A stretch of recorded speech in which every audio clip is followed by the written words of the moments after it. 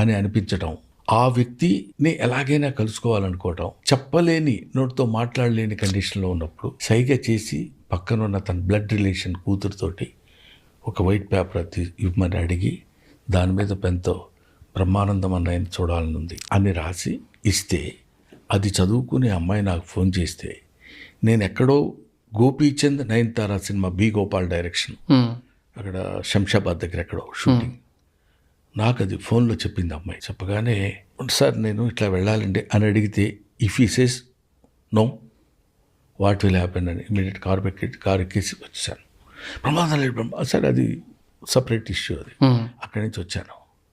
వచ్చిన తర్వాత నన్ను ఇలా చూడగానే డెత్ బెడ్ మీద ఇక్కడి నుంచి 2 కళ్ళలోంచి నీళ్ళు అలా కారుతున్నాయి. M S Narayana, I cannot forget that picture. నన్ను చూశాడు, చెయ్యి ఇలా ఊరుకోరా, గట్టిగా అలా పట్టుకుని వదిలేశాడు.